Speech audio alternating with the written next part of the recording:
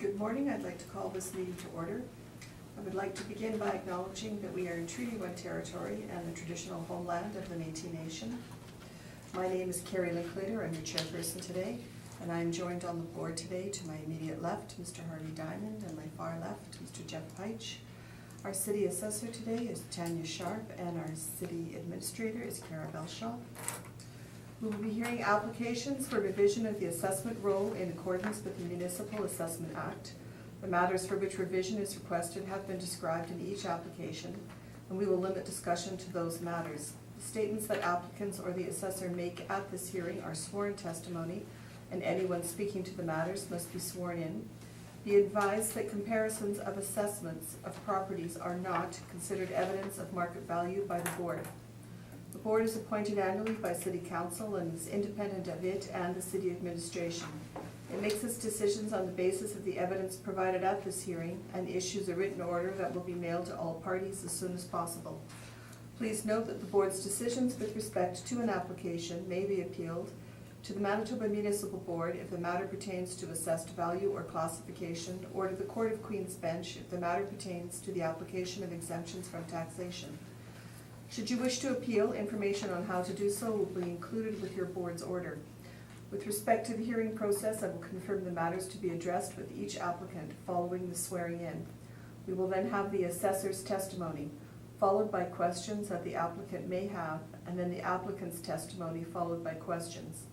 Each side will have an opportunity to summarize if they wish. Once all the evidence about an application has been brought forward, the applicant may leave. The process will repeat for each item on the docket today. The session will close after all the applications have been heard, and the board will deliberate in private and make its decisions. You will receive the order by registered mail as soon as possible. As information, all public hearings are live streamed, recorded, and will be part of the public record. And the first property is 261 Ravensden. So you can just go to the table there. Do you swear in? Yes.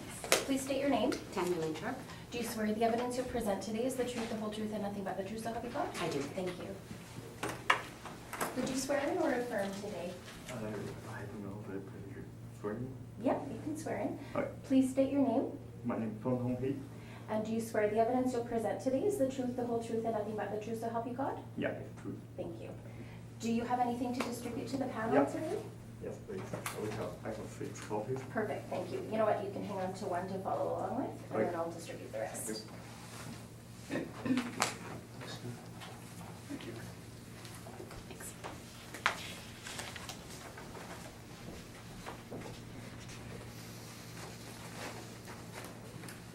Before we begin, if I could just ask if everybody makes sure their phones are turned off. Thank you. And whenever you're ready, Ms. Sharp. Okay, perfect. Okay, the first property in question is parcel ID 080812212220, 261 Ravensden.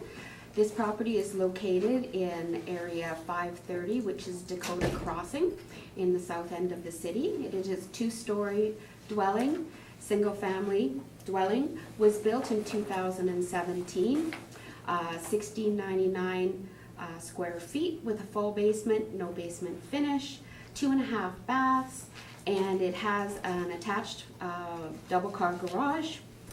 Lot size is fairly standard for the area of 4,745.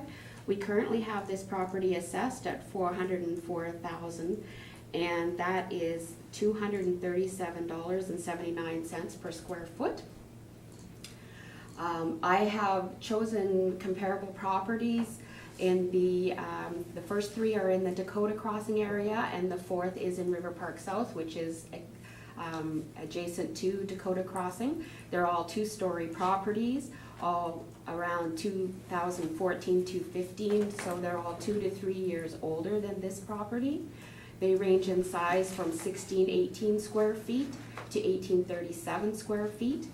They all have no basement finish, all have attached double car garages, all very similar sized lots.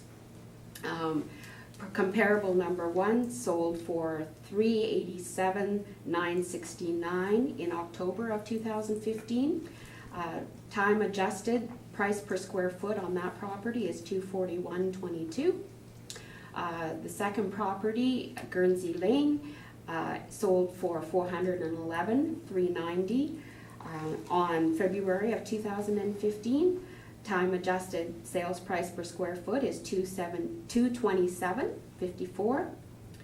The third property is 74 Twickenham Circle, sold for $374,492, and it's time adjusted to $225.58 per square foot. And the last property is at 15 Arlington Court, and that property sold for $390,000 in December of 2015, which works out to $229.95 per square foot.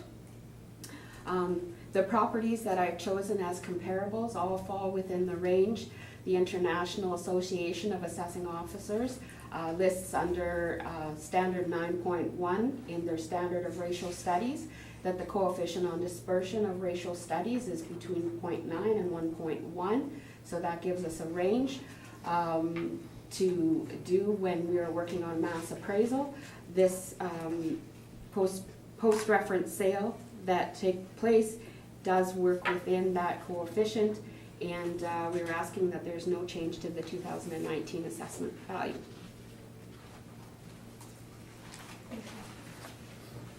Do you have any questions of the assessor on the information she's just provided? Yeah, I have a few questions. First, my house size, construction size by the builder is only 1635. I showed a picture. I always told me 1635, but on the assessment is 1699. Okay. It's like the total living area. I check online, the definition of total living area is the room under the air condition. So I really doubt the builder will be so graceful. She's just going to answer the question. Okay. It's just a question. Probably the reason for that, and I'm thinking the discrepancy is about, what, 70 square feet, something like that. Usually what the situation is, and I don't know in this case, but my guess would be, just actually let me check. I can see if the assessor left a note.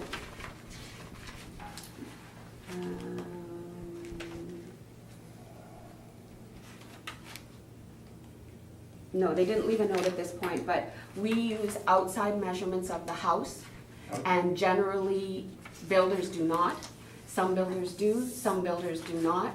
Often builders don't include the area of the staircase from the first to the second floor, which usually can range around 50 to 90 square feet. So if there is a discrepancy, that's where it would be. But we would add your property to the roll the same as we add every other property, using the exterior measurements of your property, which would be 1699. Yeah, so you mean my front porch is under the estimate, right? Not your front porch, no, the outside measurements of your building. Outside. Outside measurements of your building. Okay. Probably what's missing is your builder doesn't include the staircase, which is quite normal. Some builders do, some builders don't, but we find that that's quite a regular situation, is that the builders do not include the staircase from the first to the second floor in their square footage total. Oh, okay, staircase, okay. Yeah, I thought that.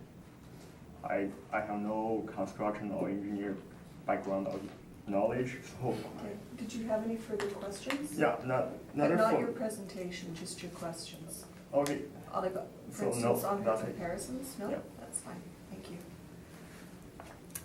Mr. Pike, did you have any questions? Have you been in the subject property? No, I have not. Okay, no other questions at this time. Okay, so this is a new build, it looks like? Yes, it is, yeah, And- 2017. Right, and do you have any idea when the applicant agreed to buy the property?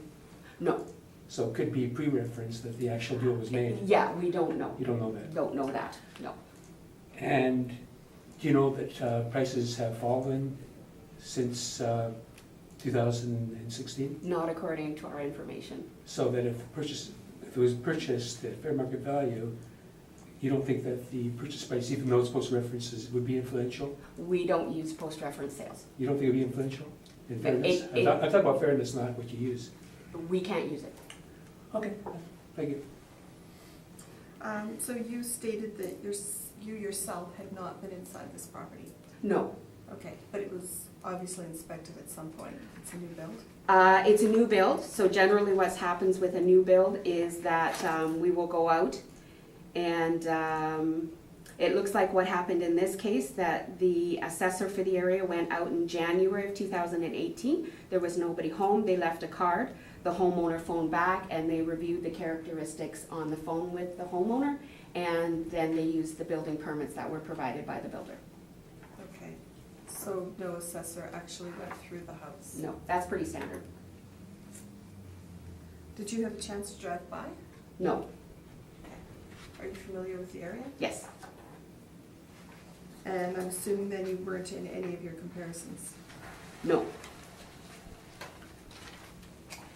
Okay, so many questions. Sir, if you'd like to give us your presentation. Okay. Morning, everyone. And the first point I already stated. The second one is the assessor doesn't consider the shape of the lot. Our lot is a kind of pie of fan shape. The front wide open, and the back is narrow. So I'm paying the higher the frontage levy, and get a smaller backyard. So I think even the same size compared to other lot, I should get lower the adjustment. The third, like for I know other new build house, my quality of my house is not very good. Like even before the possession, I get huge leaking from the garage and front porch. It's caused by condensation, but builder never solved the issues. They keep telling me it's just the new build house will have the issues, but my other neighbors don't have the issue.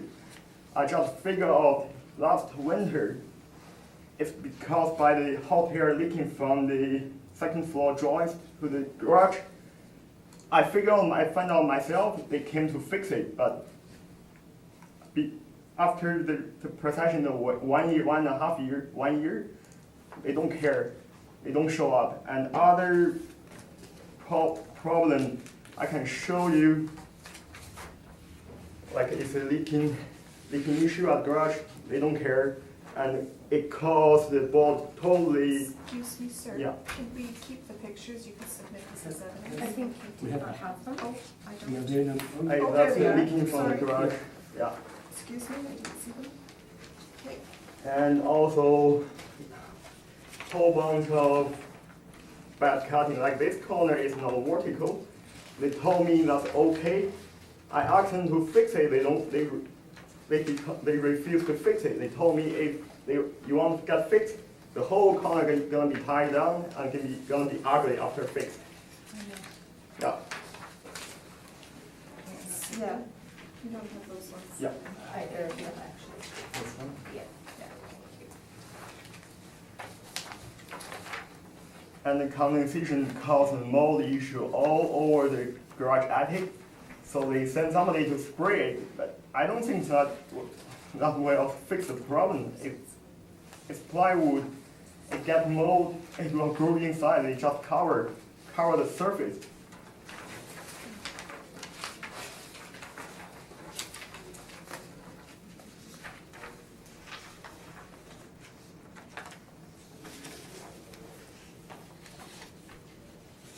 And the fourth point is my property facing the Johnson William Court. Like regular day, I get a whole bunch of cars parking in front of my property. And at weekdays, if somebody have parties, my front lane will be covered. Sometimes they will block part of my driveway. And also there always have somebody roll over my front lawn and cause the damage. You can see the picture. The grass is this year I just reseeded because last year totally damaged by the heavy trafficking. I don't know who did it. Never ends. And the fifth point is my property is close to the side ends and perimeter cross. At night, like if it's red light, those trucker will use engine brake, so make huge noise. We won't be able to open the window to sleep. And also other noise like racing motorcycles or racing cars, high-pitching sound.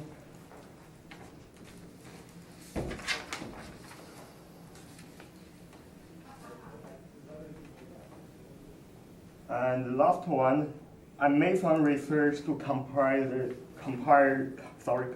price with other my neighbors. I found some properties like 46 Cumming Crescent and 54 Cumming Crescent. These two properties, they all have bigger house. Like I remember for 56, the square feet is 50 something, but the lot is 10,000 square feet, twice my size. The assessment value is only 370, 380. So I don't know, and they are in the middle of the River Park South, so they don't have noise issues, as I know. Bigger house, bigger property, just a little bit old. It's built in 1990s, but I think it's good year for the building quality. And for the 15 East Linton Court, I'm lucky. Actually, that property belonged to one of my friends. They definitely overpay the house. Their home is 1,700 square feet, but as I know, their house is at least 1 feet wider than mine, so at least 30 square feet bigger than mine. But by the estimate, only 2 feet different, two square feet difference.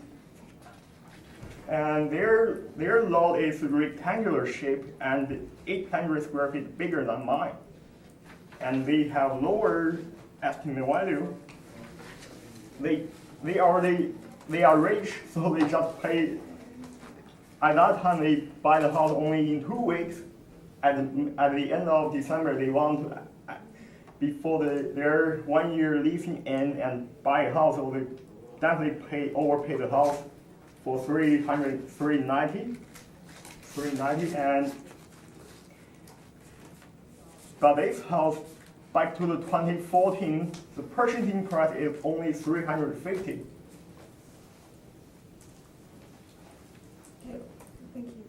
Thank you. And another problem is I try to compare the newer property, but no information show up, only the lot size and estimate value. There's no detail for the house size, so I won't be able to compare furthermore. Did you have any questions? I do. Are you aware of how frontage levies are determined? No, I'm not Okay. professional, so Right, okay, frontage levies are not necessarily determined by the fact that you have a larger front lot and a lower back lot. They're calculated by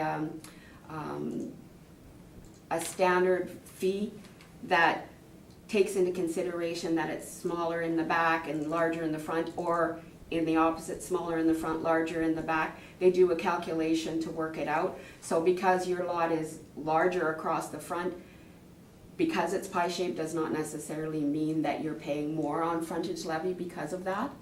But if you need more information on that, they can definitely give you that information at the tax center. yeah, but Okay. as I know, I noticed my front levy is measured is 47 feet, like regular other is only 40. So I Right. pay extra 7 feet. Yeah. Right, okay. And the construction that's taking place in the area where you're building your house, that's because there's new houses being built? Is that correct? Yeah, correct. Right, so that's a short-term situation. It's not short term. I can tell it's not some rollover mark. It's not from the heavy equipment. It's from the small car. The tire size isn't. It's just regular tire. Small cars roll over my front one. I know who did that, Okay, but here it says construction and delivery truck, so I'm assuming it had to do with construction. yeah, construction caused some damage for sure. But sometimes I can tell that it's not just one time rollover or a couple times, it's many times. So my front lawn is current situation very, very bad. It's not just caused by once, it's many times. Okay. Even what? Yeah. Can you tell us what the full price is that you paid for your property? Full price? Yeah. After tax, it's 369,000. 369. 369,000? Yeah. Okay. And what kind of work have you done on the property since? I'm assuming Yeah. you've landscaped? Yeah, I did the front lawn and the rock edging myself. My backyard, I just seeding and no fence, nothing. And recently, I just finished a stair for my back door. Oh, okay, so there's no Yeah. fence, but No you've got fence. landscaping in the front and the back? Not back. I just do a little bit seeding. It's ugly, but it's Right, but you'll have grass in the backyard? a little bit. Okay, and did the driveway come with your property, or did Yeah. you, okay. And when did you purchase your property? We signed the property at 2016, July or June. I can't remember exactly date. June or July of 2016? Yeah, Okay, so are you aware that that's a post-reference sale? I don't know what I mean. Okay, post-reference sale basically means that when we're doing assessments, we are dealing with a 2-year period. Okay. Okay, so the city does a reassessment every 2 years. We look at a 2-year period of sales, and we set the values based on that 2-year set of sales. In this particular case, we're looking at sales between April 1st, 2014 and April 1st, 2016. So any sales that took place after that will be used to set the rates for the new values. Okay, so just giving you that information. Okay, so the properties that you have listed here, 46 Cummings, 54 Cummings, 19 Holborn, do you have any information on those properties? I should point out, sorry, but you have more knowledge than me. These 3 properties all have way bigger house and way bigger lot size and in the middle of the community. Right, but there are thousands and thousands of houses in the city. I don't have that information in my head. But I can check the. are you yourself. comparing the assessments though? Yeah, I compare Okay, the assessment. these properties didn't sell. Did they sell? The sale price I marked down is 370 to 382. 370 to 382. Okay, These those were 3 the sale prices, and Yeah. when did they sell? 2014 and 2015, between 2014 and 2016. Okay. Because I download the. Of the sales? Yeah, that sales from your website. Okay, I just, these addresses don't even look familiar to me, so I would assume that they are considerably older than your property. It's only 1990s, the oldest one is 90. I think the 2 coming in 1994. Right, so Yeah, so a house that's built in that- 1994 is really not but compared comparable to 2017. But as I know, at that time they used hardwood to build most of part of the house. And currently, my house is built mostly by the plywood or compressed wood or cheap wood. Like you see the water damage if you come to my house, see my garage. It's not just mold, it's warped out. Okay, The whole world warped out, and the builder denied to fix it. They keep telling me like they will send somebody to fix it, but never happened. okay. Yeah. Is this damage just in your garage?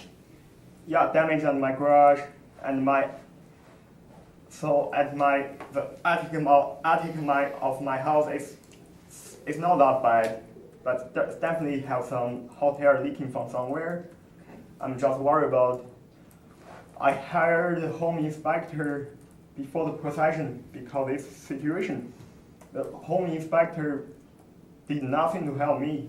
He used thermal camera to look around, but he refused to get in the attic and check, make further inspection. Okay, and have you had anybody look at it to figure out how much money it's gonna cost you to fix it, because you're No. saying the builder won't fix it for you? And currently, I didn't find anybody. I don't have time. It's a new house, so I just waiting the builder. I just keep emailing, and hope they will come to fix it. But they keep telling me they're gonna send somebody next week. Okay, but Yeah. you don't know how much it would cost to fix the I have damage? no idea. Okay, now on your comparables that you've actually used the same comparable, 15 Islington Crescent, or Islington Court, the same one that I used, Islington Court. Their estimated value is 388,000, right? Pardon me? The estimate value for the Yeah, we assessment can't value? compare assessments. We can only compare Yeah. sales. Okay, sales, so the sales price is 390. 390,000. I know that, It's 3 years older. but they have way bigger lot and rectangular lot. They do have a larger lot, yes, Yeah, way correct. bigger, Right. 800 square feet bigger than mine, and it's rectangular shape, so they have bigger backyard. Yeah. So if you, Okay, but that's within about 3% of what 800? yours is assessed at. no, I mean, 800. 390,000 to 404,000. It's about 3.5% difference. Oh, you mean the price? Yeah, But they have bigger house. As I know, same size of house. no, they have their building. I saw their building blueprints. Their foundation is at least 1 feet wider than mine. So that means they have at least 28 square feet, one floor bigger than mine. So at least I don't know how the difference only 2 square feet difference because their foundation is 1 feet bigger than mine. Okay, Yeah. okay.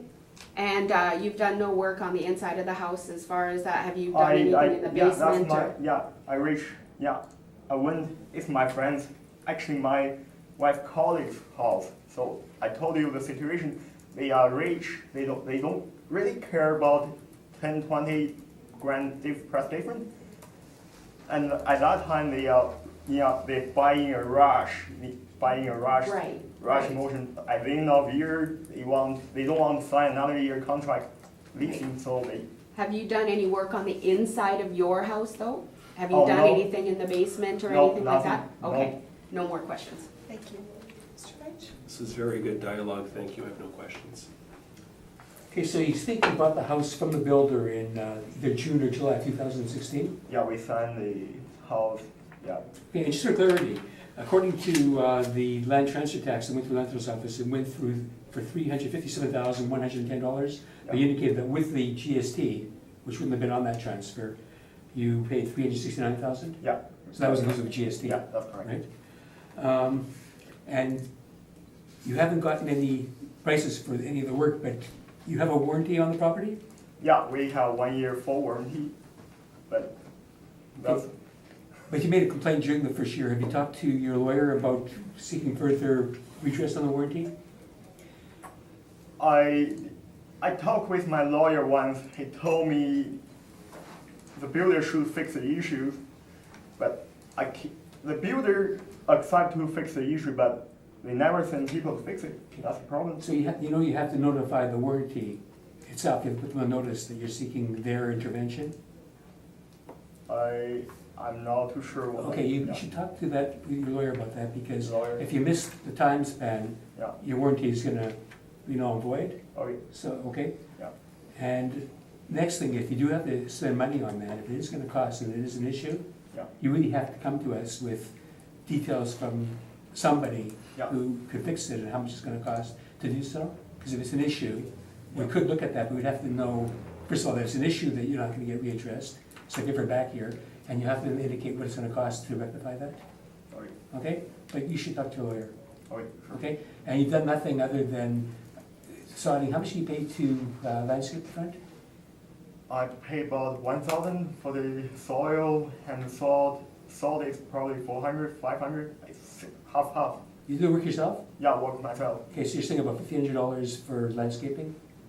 Probably the stone is left from the builder. Yeah. So I just buy the soil, salt, and the edging, plastic edging. It costs about 1,000, just $1,000. But to buy all that, and then you indicated though, I think before, that with everything it was about $1,500 with you doing the work? But if plus my own labor, probably Yeah. 1,500. Okay. Okay, I have no other questions, thanks. Okay, thank you. Thank you, and I have no questions. Thank you. Would you like to take a seat or? Okay. You can actually, you can leave now if you'd like to. Okay. You can stay, but you don't. In about 2 weeks. Yeah. Just let me read this email for you. So what address are you here about today? I'm here on 244 Pluses, and I'm here to ask for an adjournment. An adjournment? Yes.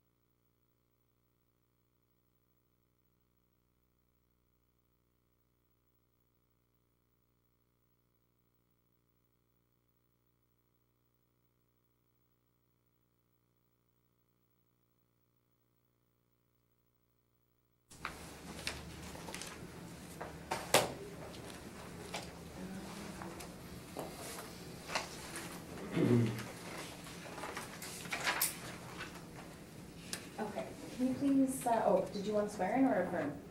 I'm not sure what's the difference. Will you swear on a Bible? Sure. Okay. Please state your name. Alexander Heiken. Do you swear the evidence you'll present today is the truth, the whole truth, and nothing Yes. but the truth to help you God? Yes. Thank you. Do you have anything to distribute to the panel today? Well, it's the first time I'm not very well prepared. I have some picture, I have some You don't have one copies document, to but I don't have distribute? copies, Okay, that's fine. unfortunately.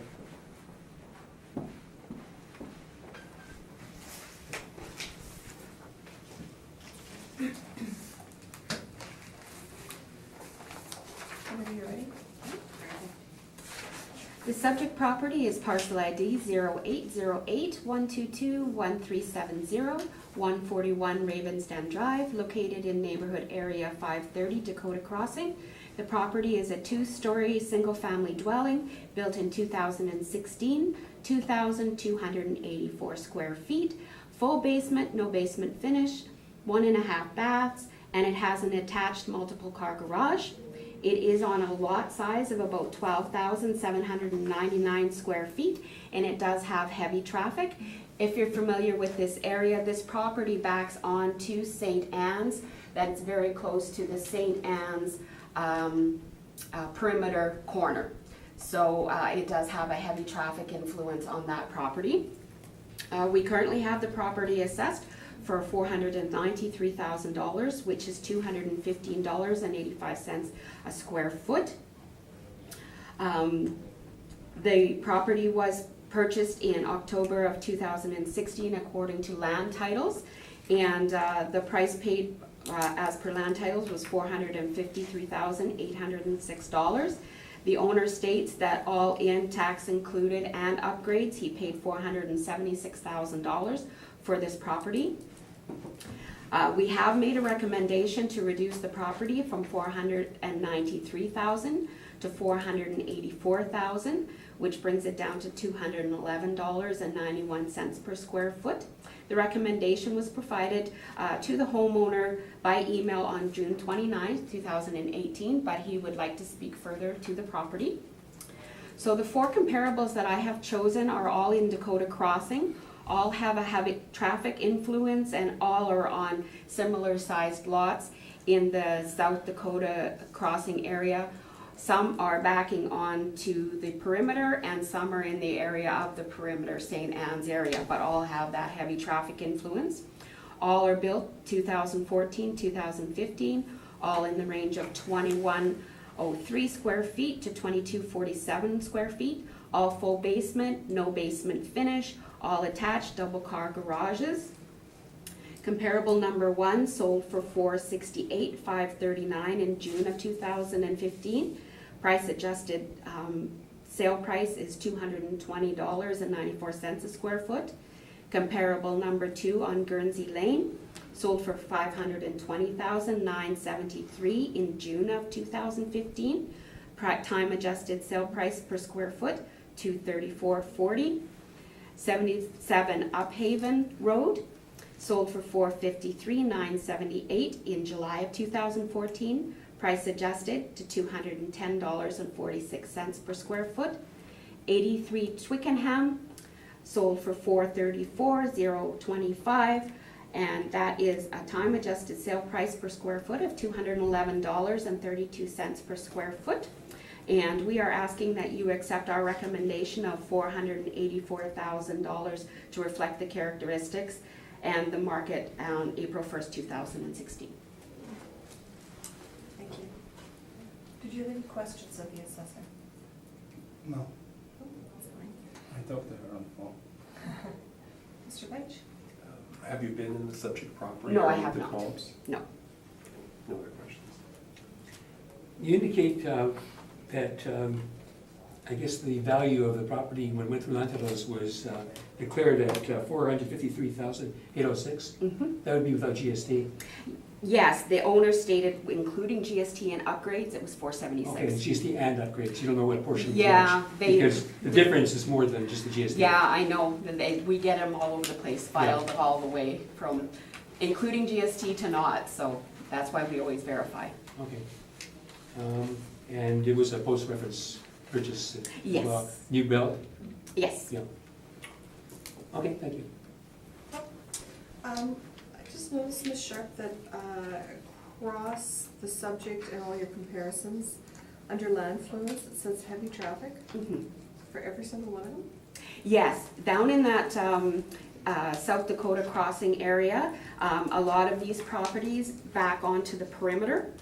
So some of these are backing onto the perimeter. His particular property is at the corner of the perimeter and St. Anne's. His actually backs onto St. Anne's Road, but it's all that heavy traffic influence for the perimeter. Yeah, so the other 4 comparables, I believe, are the perimeter. His is perimeter and St. Anne's.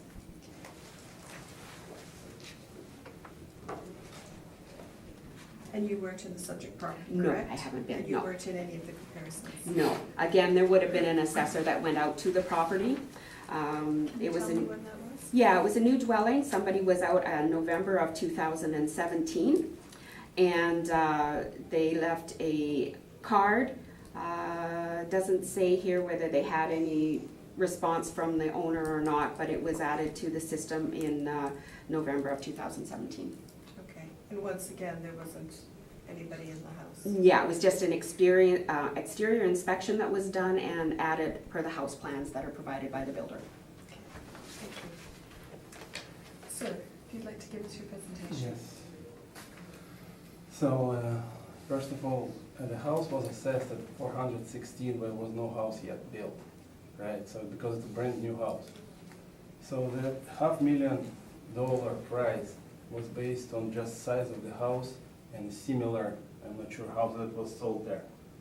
So I asked on the phone how you guys assessing it, like, because it can be different interiors. Whatever people coming to see the house, it's not like, okay, let's see outside, whatever, it's $500,000. See, inside is as well, it's important as well, right? So my house, basic price of my house was actually $416.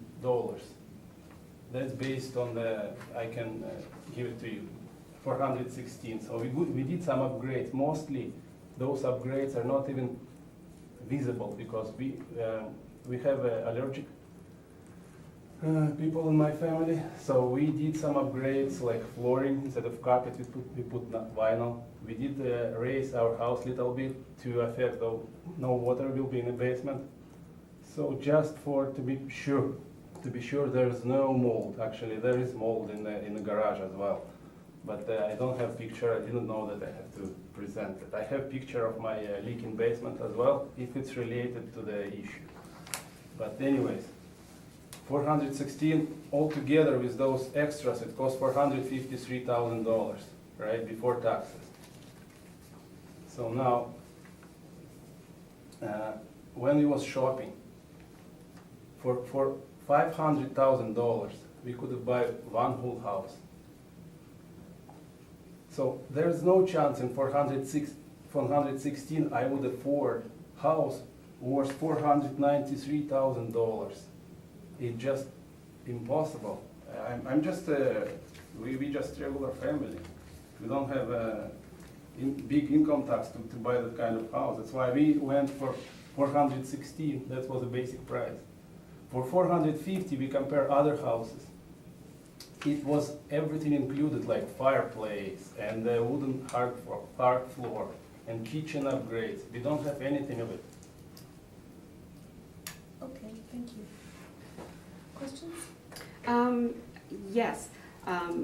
I believe we spoke about this on the phone, but can you explain the work that has been done on the property since you purchased it? Well, we did landscaping. The fence was done by builder because my property is facing on the, like you said, on St. Anne's and the kind of public area. So it's a long fence, by the way, that may affect the buyer as well. Not everybody want to repair fence that's pretty long because it will be on my cost. So it can affect the price of the house, right? So we did landscaping and we did recently deck. I built it myself. Now front, we don't have any front basically. It's very, very small area, very small grass area. Okay. Actually, I can barely put two cars together on my driveway. Right, so what you explained to me is that you had done landscaping, you had to do fence on one side because the One builder side had done on the rest. my neighbor, yes. Right, so you done, and then recently there was a $10,000 deck permit taken out, a 16 by 17 deck, that was built just this summer, right? $10,000, it was just a rough estimation, it was less. But Right, yes. right, I'm just saying that's what the building permit said, yeah. So that's all been done and that is all included in this assessment. So I just wanted the board to know that that's all included with this assessment as well. Like, if I can mention, like, my house is a plain house, I can show you the picture. Like, does it look like it's a $500,000 house? And inside, there's no, we didn't even put any color on the walls, it's all white, because it was too expensive for us. So for $500,000, I don't, nobody will buy that house, that's for sure. Have you And brought actually, it? that heavy traffic, we facing the train is nearby, every night it's honking. Have you brought any comparable properties that have sold in the area that you feel might I be did online more? that you guys recommended, but I don't even know how to compare it, because those prices are much cheaper than those ones. And I cannot compare, I don't know what kind, numbers of rooms, I have only 3 bedrooms, and 1 bedroom is like impossible to, basically, it's very, very, very small for my daughter. Okay. So we have, yes, we have a big house, but basically it's empty areas, like den rooms. I don't know what is that for. We just bought it because it was there. I don't have any further questions. Thank you. How much did you spend on the deck? I spent about $8,000 roughly, actually less than that. but When I'm was the saying deck not- built? Huh? When was the deck built? 2 weeks ago. Oh. How much did you spend on the landscaping? About the same thing, $8,000.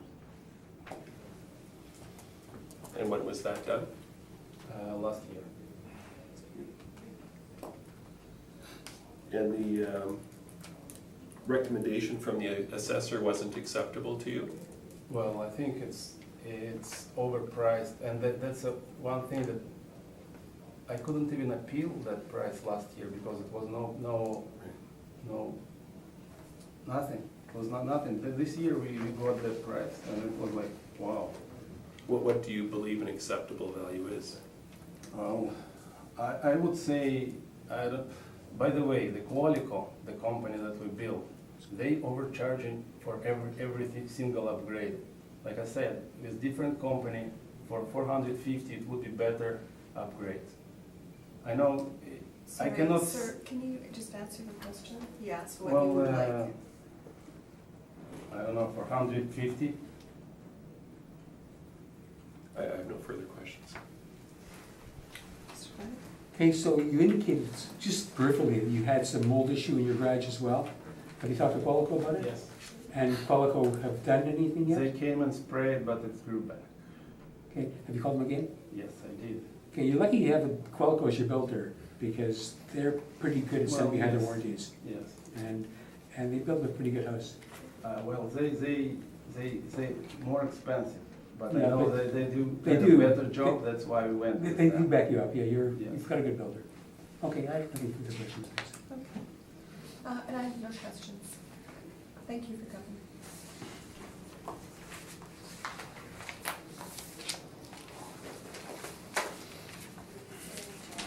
Yeah, yeah. Yeah, I'm just gonna take a break here.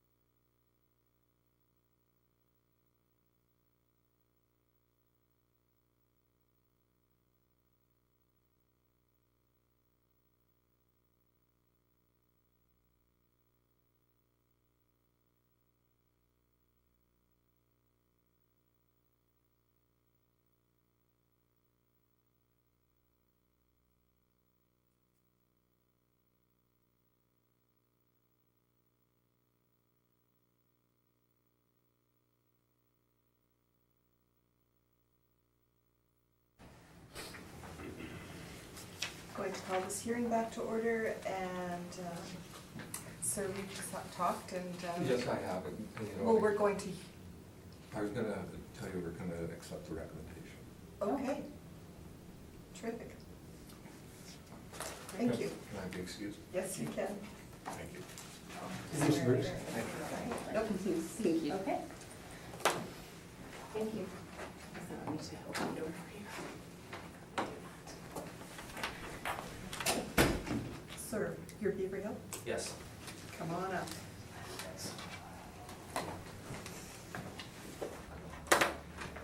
All right, will you swear in? Sure. Please state your name. Jeff, Amy?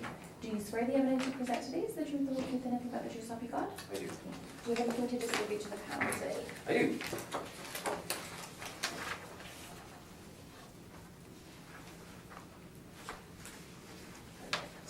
Thank you so much.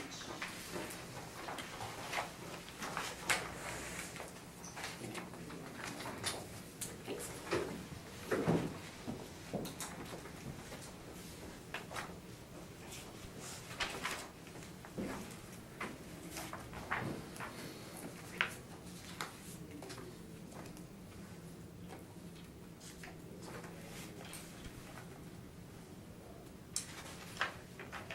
Whenever you're ready. Okay, the subject property is parcel ID 060080533100, street address 685 Beaver Hill Boulevard. It's located in neighborhood area 552 Southdale. It is a one-story, single-family dwelling. It was built in 1978, and it has a living area of 1,624 square feet. It has a full basement and a full basement finish. It has 3 bathrooms, and it has an attached multiple car garage, and it has a sunroom of about 130 square feet. The lot size is 6,435 square feet, and this property is located on a bus route. We have it marked with medium traffic, and it is located across the street from a community park.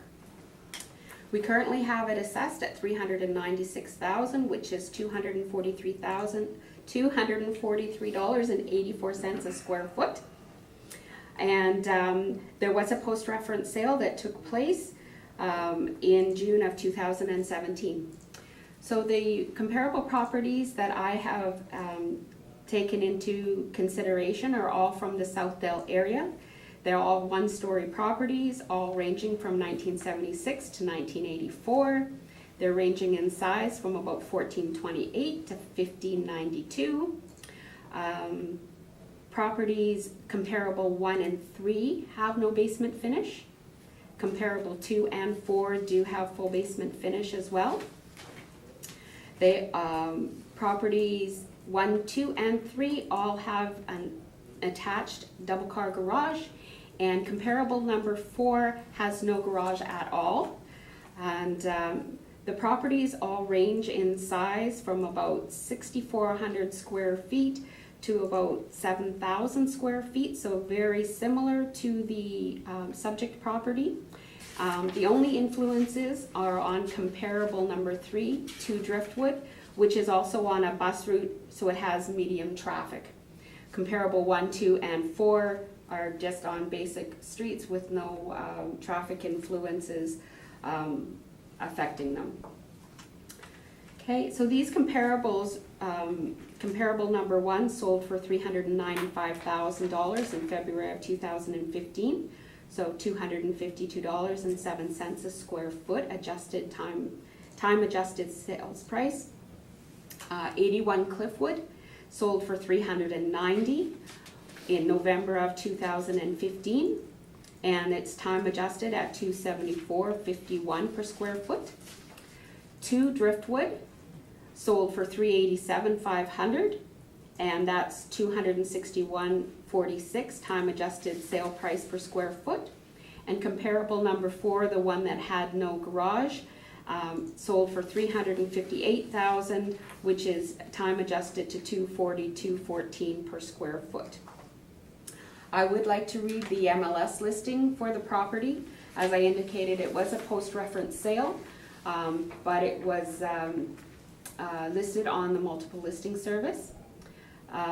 Welcome to this meticulously maintained 3+ bedroom, 3-bathroom family home. Enter into a spacious living room with park views, dining room perfect for large gatherings, renovated kitchen in 2014. You'll find a pull-out pantry, soft closed doors, and a large counter with seating overlooking a cozy living room with electric fireplace. Down the hall to the serene master bedroom with a walk-in closet and a 3-piece ensuite. The main floor is complete with 2 additional bedrooms and a full bathroom with jetted tub. The full basement has a huge rec room, additional bedroom, 3-piece bath, storage, and flex space. The utility room with a second fridge and stove would be a great kitchenette space. Enjoy the beautifully landscaped and private backyard and the 3-season insulated sunroom. Many upgrades including a tankless hot water heater in 2014, carpet in 2015, windows in 2012, 30-year shingles in 2006, and a double heated garage completes the amazing family home.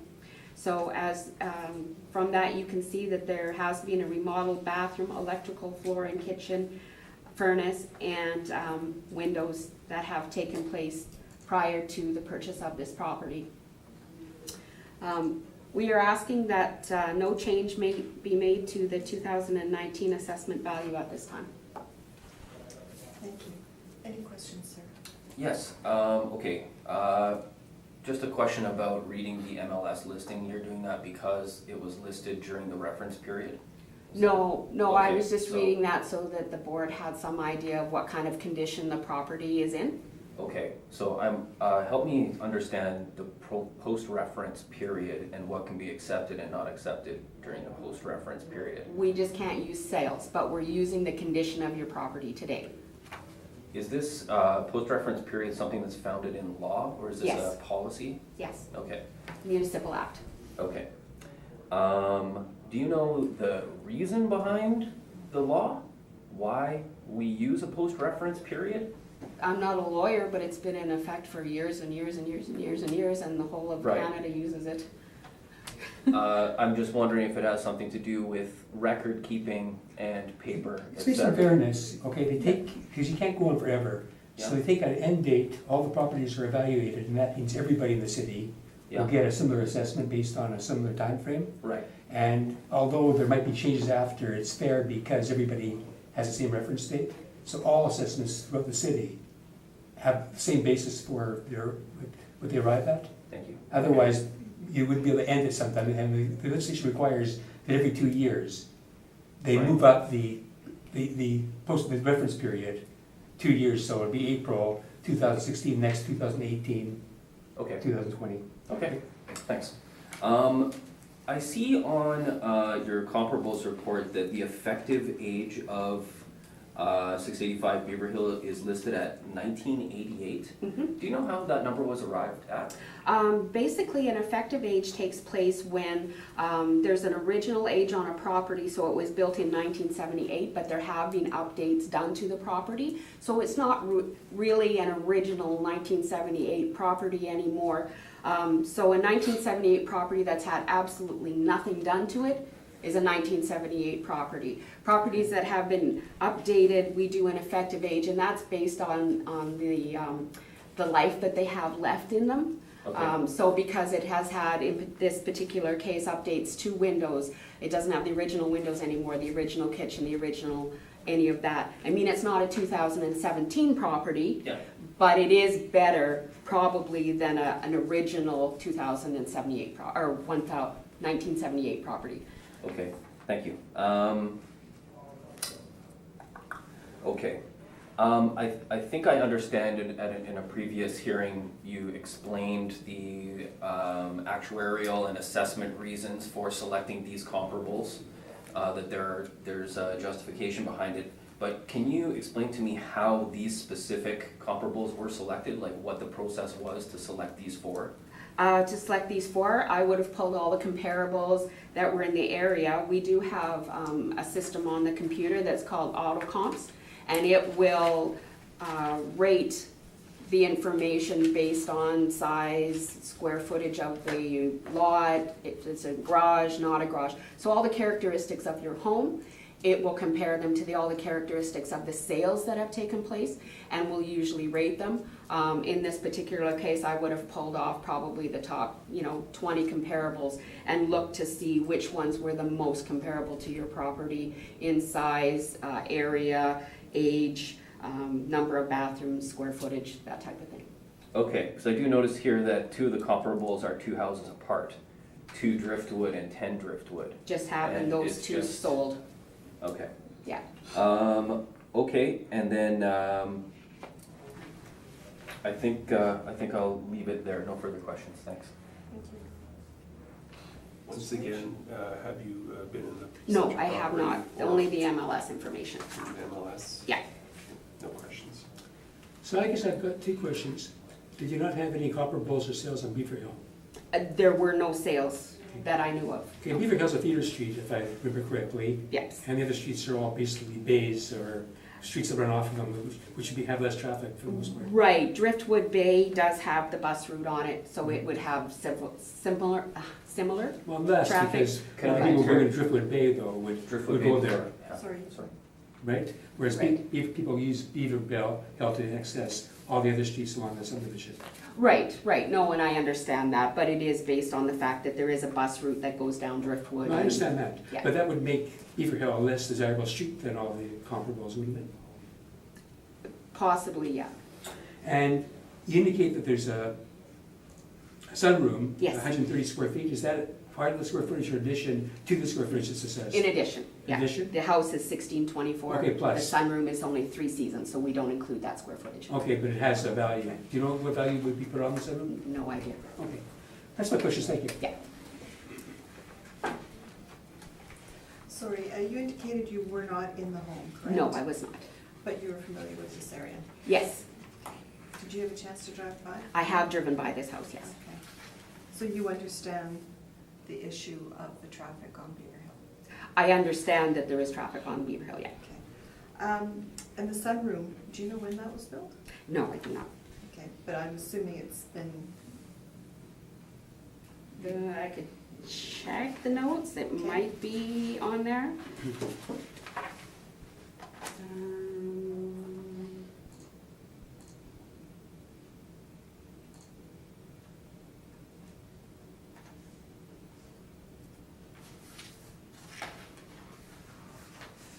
that's okay. if you don't Yeah, have no, it doesn't indicate when it was added. Okay. Thank you. Mr. Amy, if you'd like to proceed with your presentation? Thank you. Okay. And I'm Uh, sorry, if you wanted to address. Well, just the just traffic further to signage. the to Driftwood, the bus route in fact runs off of Beaver Hill Boulevard. This is a corner lot, and so there's a bus stop adjacent to this property. So there is no bus traffic on Driftwood itself. Just a point there. Okay, so I tried to make my evidence submission as lean and cogent as I could. It's a pretty straightforward argument that we're going to forward today. We purchased this home last year for $370,000. I just added, I'm happy to supply more evidence if it's required. I have more paperwork certainly. But we purchased the home for $370,000. I've included the assessment of 685 Beaver Hill, where it's listed at, I believe at the time, yeah, it's the current one, so it's $396.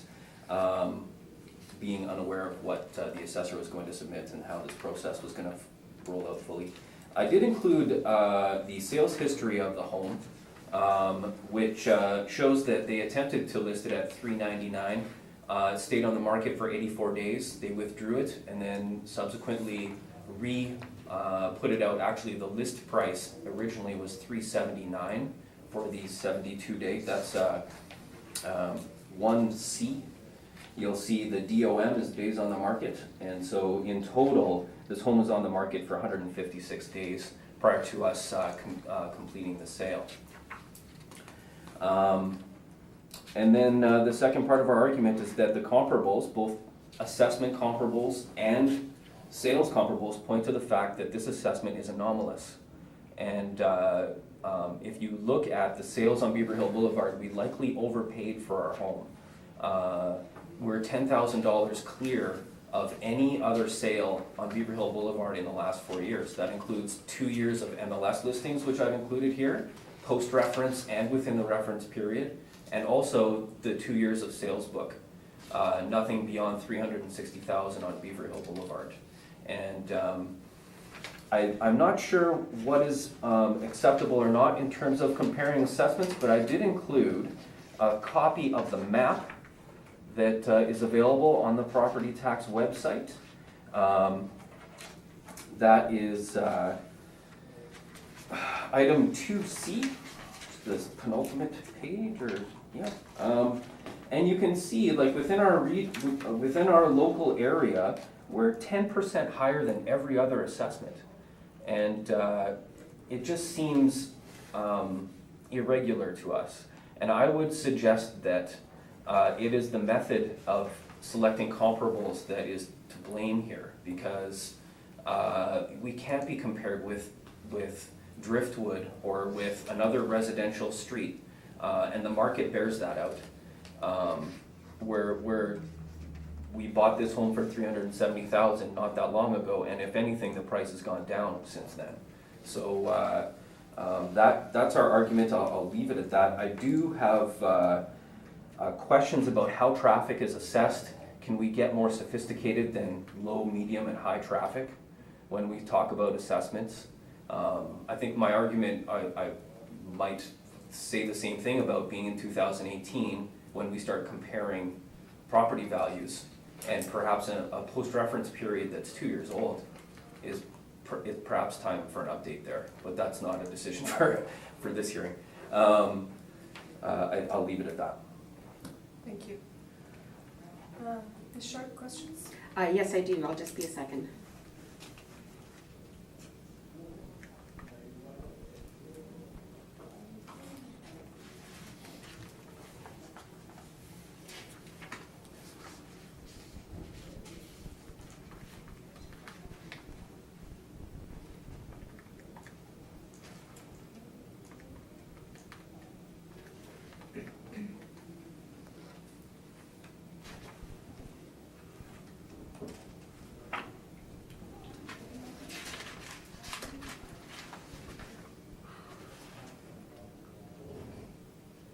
Actually, I'm sorry, can I say one more item as she prepares?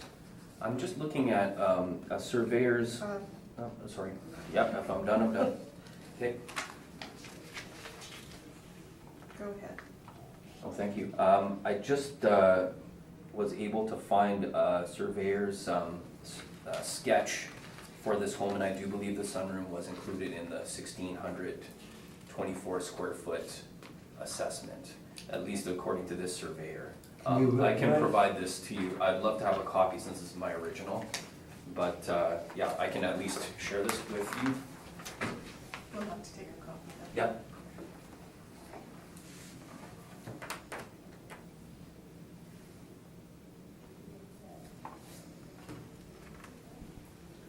Okay, where on the surveyor sketch is the sunroom? Bottom part of the sketch. Can you please, Oh, it's down there. Maud, is this being window to see sun, oh, this is sunroom. Okay, is it a three-season sunroom or is it full, all, is, It's not full season. It's how much, metal walls with baseboard heat. okay, it's got baseboard heat, but do you close it off in the winter? Yeah, we used it. You close it off in the winter, not heat it? Correct. Correct. We used it 4 months so far. Yeah. And in the winter, you close it off, and what do you use as an extra fridge or deep freeze? Actually, we did. Yeah, we had baking in there over the over the holidays. We did actually have it closed off. Yes. Do you want to see this, Michelle? Please.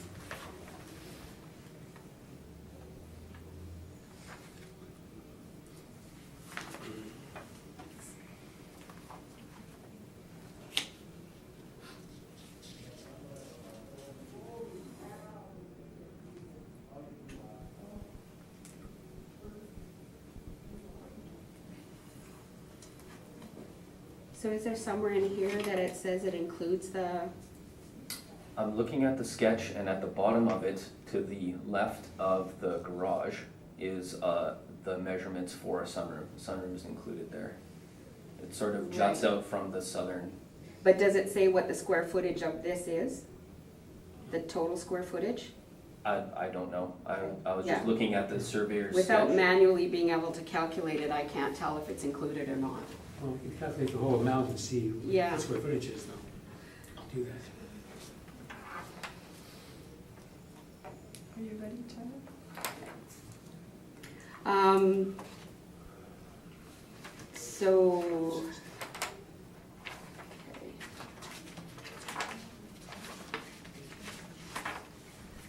In your opinion, when a house has been on the market for 150 days, is the person buying it probably going to pay less for it or pay more for it? Well, less than what?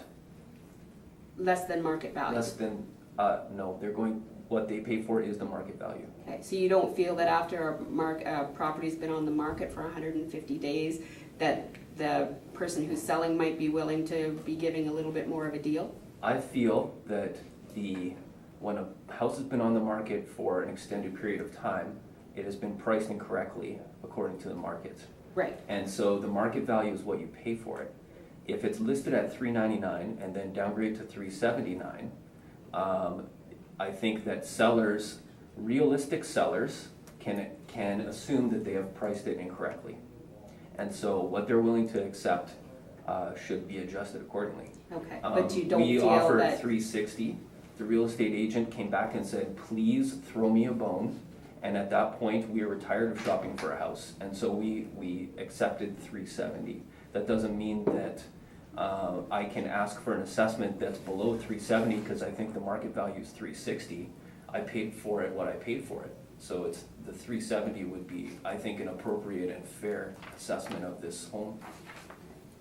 okay, and you agree, you're saying that if anything, the market value in that area has gone down? Marginally, yes. The market has certainly slowed. We looked at several houses last summer that had been in the market for 30 days plus. I think especially as you look at the way that lending changed, there's a range of home prices where the value did drop because people could not borrow at that level. And I think we were just at the bottom end of that. I think when you get into the 400 to 450 range, it's very difficult to sell a home in this day and age. Okay, so with that being said, I can deduce that because it's a post-reference sale and the value's going down, that house would have been worth more on April 1st, 2016 then? I don't know.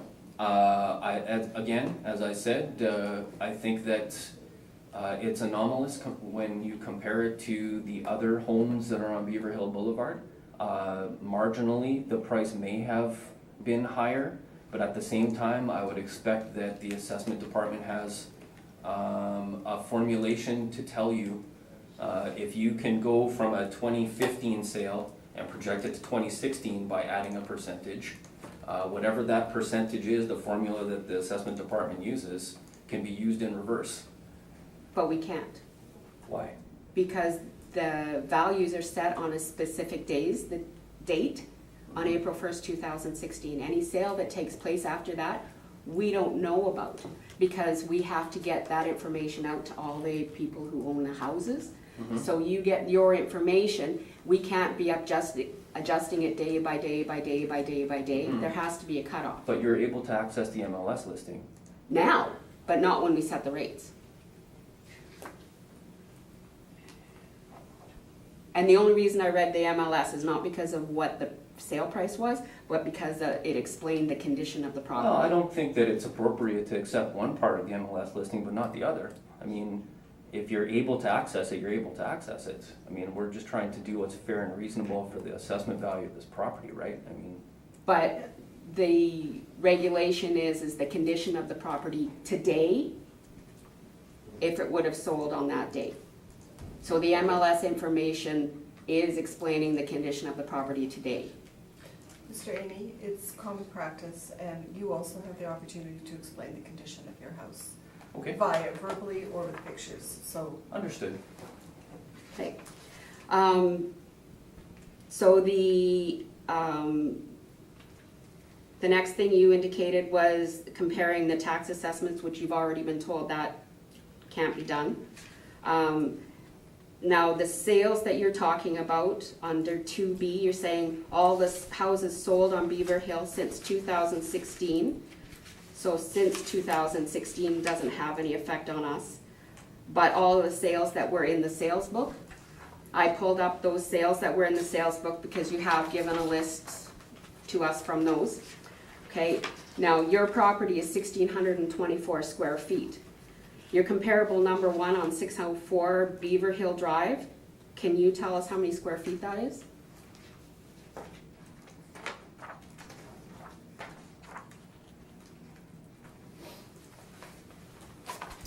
First one is 1,002? Right. And I did a calculation which works out to $297 per square foot for that property. Okay, your property is assessed at $243 per square foot. Okay? Comparable number two, 596 Beaver Hill, can you give us the square footage on that property? It says 810 square feet livable So area. it's half the size of your property. And yes, it did sell for $309,000, but it's half the size of your property, which is $381 per square foot. Comparable number three, 944 Beaver Hill Boulevard, is how many square feet? It's 804 square feet. Right, again, half the size, $385 per square foot, yours is at $243 per square foot. Comparable number four, 563 Beaver Hill, is how many square feet? 932 square feet. Which is $332 per square foot.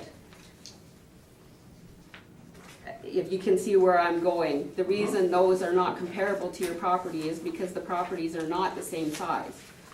So it's like comparing apples to oranges. We can't say that because a house that was 800 square feet that sold for $300,000 means that your house that was on Beaver Hill for 1,600 square feet should sell for $300,000.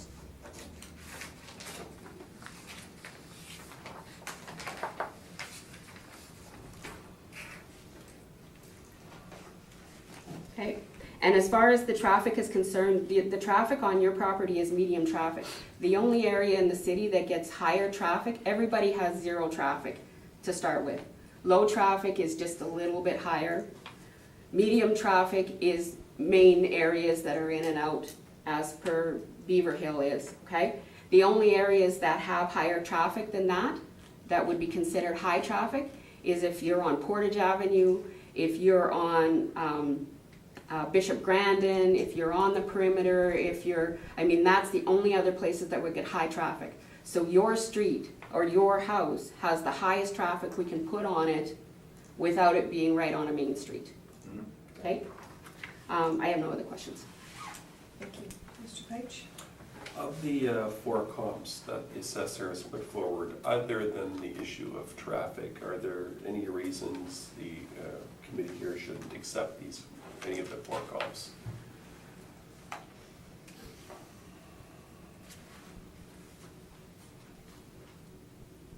No, I believe it's solely the market value of homes on Beaver Hill Boulevard that I would argue.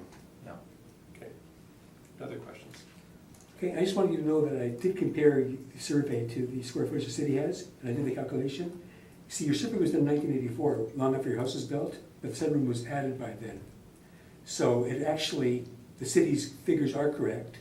Your house is much bigger if you include the sunroom, if you use if you calculate it out. Okay, So there's a lot more square footage here, okay, even after taking off your garage, thank you. which I Yeah. did. So I think that the city's records seem to be pretty close, Excellent. just for your information.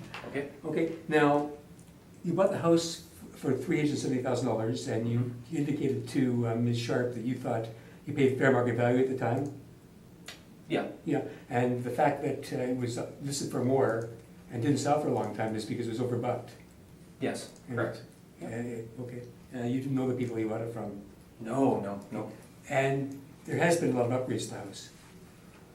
In the time that they've been there, Before, I mean, when you bought it. in the years, yeah, it was not the 1978 Yeah. home, that's correct. Okay.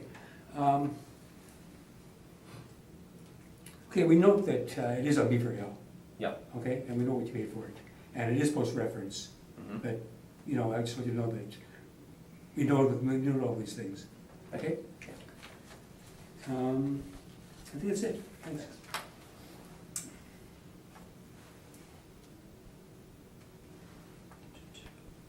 So are you looking, is your number 370, is that what you're looking for, what you paid for the home? Honestly, I want to bring this assessment in line with my neighbors.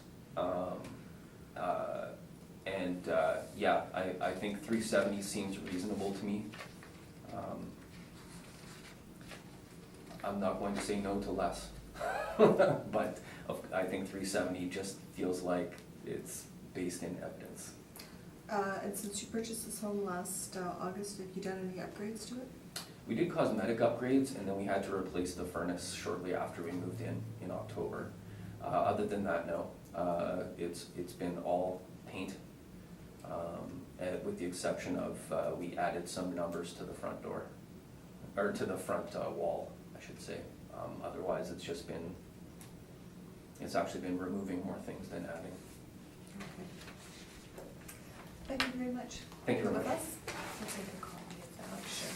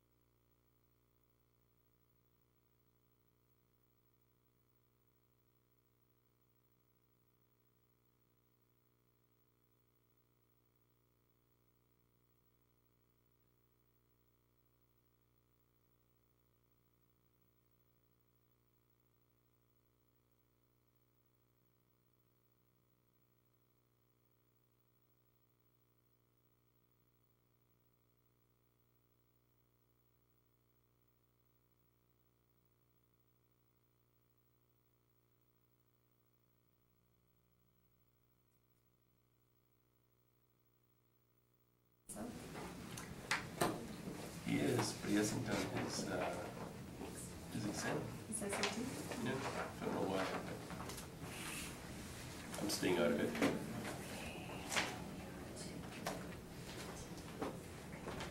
Will you swear in? Yeah. Okay, please state your name. Colin Wang? And do you swear the evidence you'll present today is the truth, the whole truth, and nothing but the truth, so help you God? Yes, I do. Thank you. Do you have anything to distribute to the panel today? Yeah, $5. Perfect, thank you so much. That's great. I'll just take your copy back when we're done then. Ready?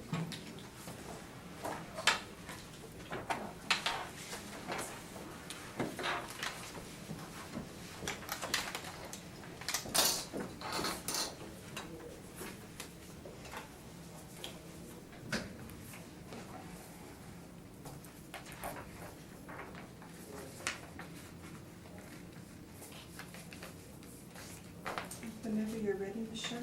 Okay, thank you.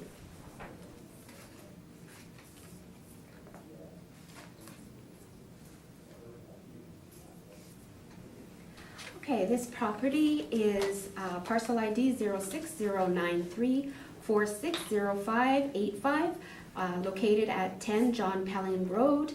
Neighborhood area is 553 Sage Creek.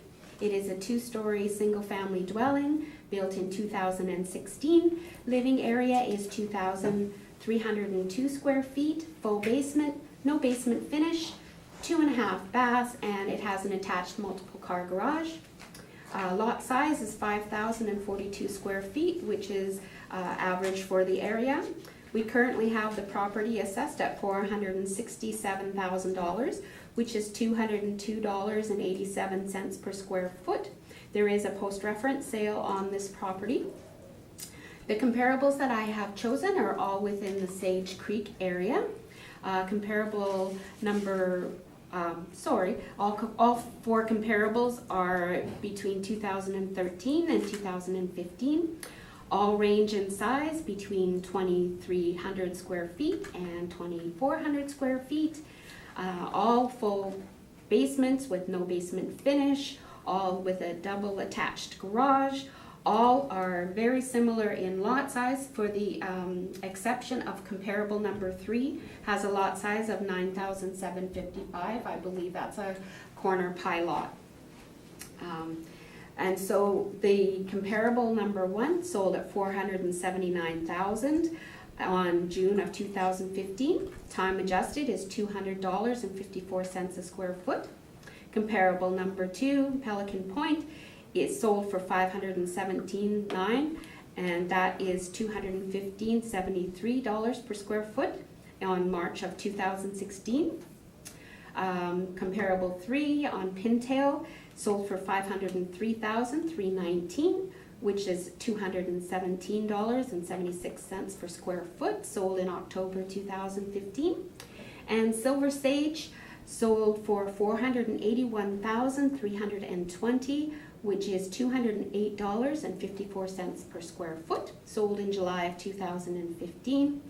I believe that the assessment that we have for this property is within the range of the comparables, and we are asking for no change to the 2019 assessment value. Thank you. Do you have any questions? I think at the last one, they asked all questions and she explained everything. And just one question, when the city assessor or estimator, they came to my house and made an evaluation or assessment, because over the past 2 years, there's no one come to my house and do any inspections, evaluation, assessment. They just walk around, or because I don't know how they calculated or estimated. Okay. According to the information that we have, there was a evaluator out to your property on October the 31st of 2017.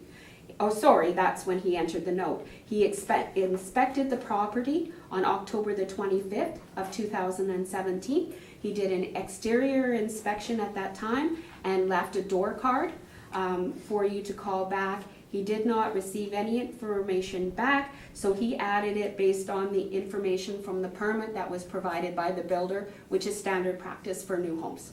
Okay, makes sense. Thank you. Mr. Page? Your comparable number 3, you noted the lot size being quite a bit larger, and that is a corner influence. What would the impact on the value be given? How good a comp is that? I think as far as comps go, I don't think that it would affect it a large percentage. It definitely would affect it because it's a larger lot. But it can also be that because it's a pie lot or a reverse pie lot, which I'm not sure in this particular case, it has a very large backyard or a very large front yard, and so it can be a positive or a negative. But it will affect land value only. It probably won't affect the building value. Okay, I have no other questions. Thank you. So this is a new build, Yes, it is. and I see that it's supposed to reference November, actually, according to the statement of adjustments that the applicant's going to refer to, he's got an October 31st possession date, but that's one day, it's not really significant. Right, November is probably the date it was You don't filed know- at Land Titles? Yeah, well, Yeah. you don't know what day the offer to purchase was made on? No, I do not. So it might have been pre-referenced. It could have been, yes. And do you know if prices were going down post-reference, or were they going up still? Depends on the area. In this area? I'd say this area is still going up, but I don't know that for sure until the new records come out. Okay. I thank you, I have no other questions.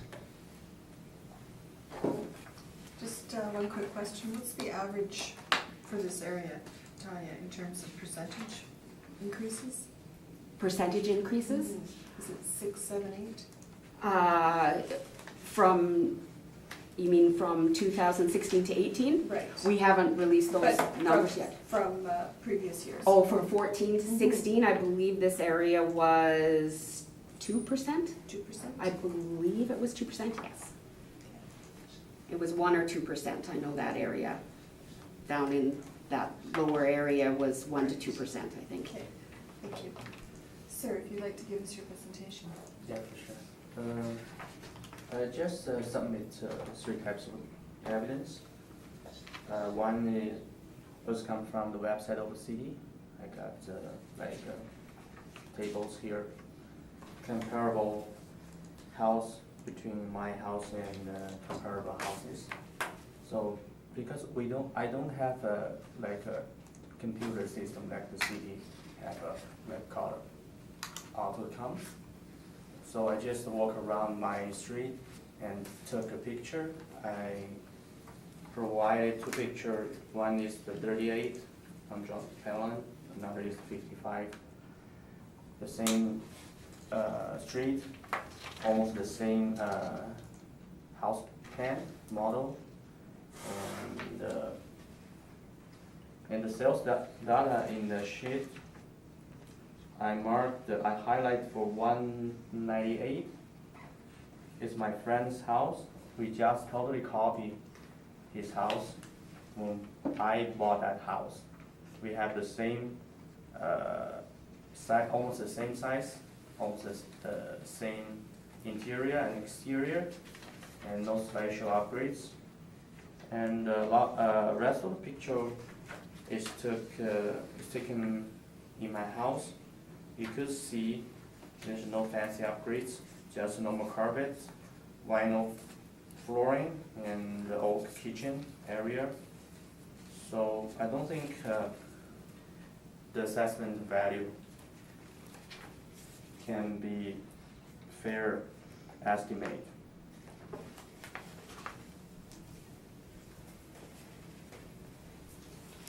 Yeah, and the sales price in October 31st, 2016, it shows just $412,003. Right now, they give me a value, almost get $467,000. I don't think that's fair enough.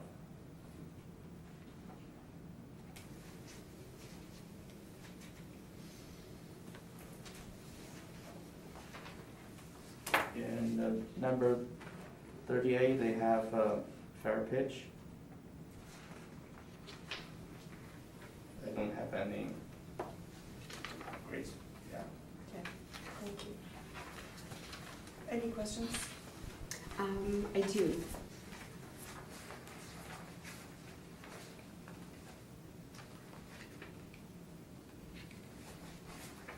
So 38 John Pelham, that you have highlighted there and you have a picture of here.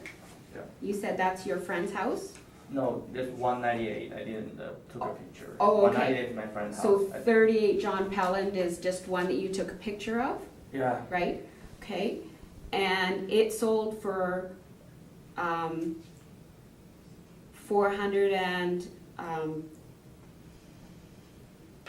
455,000.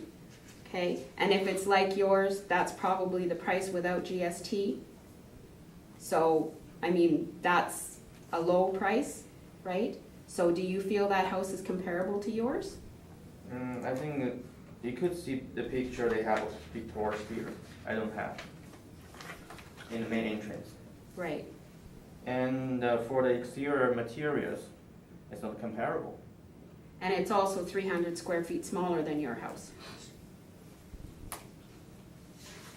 You've provided the assessment for us here that says that that house is 2,066 square feet. And yours is 2,300, so 250 square feet. And it sold for 457,000. Yeah, it's just 200 more than that house. Okay. And then the, I'm sorry, what is the number for the third picture? That's just number 58. That's 58 John Pelham? Yeah. Okay, and so there's, If I remember correctly, that's number 58. I took, but there's no sale on that house. yeah. so I can't get the sale number on website. So that's another question here. They So- they are look the same, but Right, but there's no sale on it, so. Right? Okay, if I can get the price on the website, how can I make a comparison between the house? I just go walk around. well, if there's no sale on the website, then we didn't have access to it either. Yeah. The only sales that we have access to are land titles office, and all the sales from the land titles office are put on the website. But just we talked about with the assessment price based on the April 1st, 2016, right? Right, Nobody gonna pay that money on August, on that time. It's not reasonable. They said it's sold, reasonably sold at that time, but it's not reasonable. right. And so then the rest of these pictures that you have here are just the interior of your house? Yeah, Okay, and the price,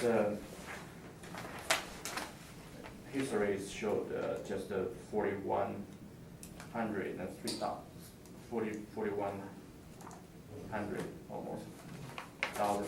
here. right, 431,000 is what you paid Just for the 2 property. years raised up to the 460,000, Right, okay. not And 2%. have you done any upgrades to your house since you purchased it? No, So all the you haven't- upgrades listed on that sheet I provided. Okay, so you didn't add a deck to your property after you purchased it? Oh, that's yard, for my yard, yeah. I Yeah. have a deck and one set of fence. Okay, so And the how base much, landscaping, how much did the deck cost you?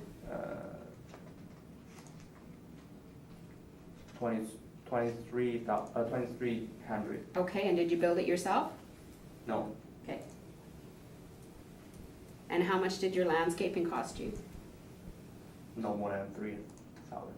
Okay, and did you do a fence? No, I didn't do the same, my neighbor did one already. Okay, but you haven't bought a fence? Okay, and your, But the other side, we didn't do anything. okay, and your There's no purchase, fence between another neighbor and me, okay, and did your purchase price include your driveway? no, Okay, so you had to put in a driveway? what do you mean? Did you put in a driveway in your, or was that included with your purchase price? I included with my purchase, Okay, I did everything already. okay. Okay, so you paid $431 plus about $5,000 or $6,000 in upgrades and for a post-reference sale, and we have that within about 8% of what the assessment is. And the International Assessment Association requires us to be between a coefficient of 0.9 and 1.1, which means that we have variance either way. Some people are gonna be in the lower end of that, some people are gonna be in the higher end. They're never gonna be bang on. So you purchased a house and we're within about 7.5%, 8% of what you paid for it post-reference. Okay? Okay, no further questions? Thank you. Mr. Page? I have no further questions at this time. Okay, I've got a few questions for you. Okay. Okay, so you paid for the house, a total with $412,315. That was before GST and Yeah. the refund for the GST. And it says you had extras, and the extras came to $26,306. Yeah. What were those extras? The big number of that one is almost cost 7,000 to, the base model only have 3 living rooms, Okay, bedrooms. We add one more at second floor. okay. Yeah, that's big part of them. And the other just change the color of the interior. Okay, that's good enough. I'm gonna skip there, okay? So, that didn't include then the deck you did yourself after, that wasn't in the extras, correct? And the landscape wasn't in the extras? No, Okay. in fact like that. And you had a refundable driveway deposit of $2,500. You got that $2,500 back from the builder? Yeah. When you did it? And how much did you pay to put your driveway in when you finished it? I didn't get it, sorry about it. Pardon? I didn't get it. Your driveway's not paved? paved already? It is paved. Yeah, Yeah, and I see from the statement of adjustments that you had a deposit you had to give the builder. yeah. That was refundable after you paved it. So the That builder didn't do that deposit- for you, so if Yeah. it's done, that's something you have to do. So how much did you pay to do that?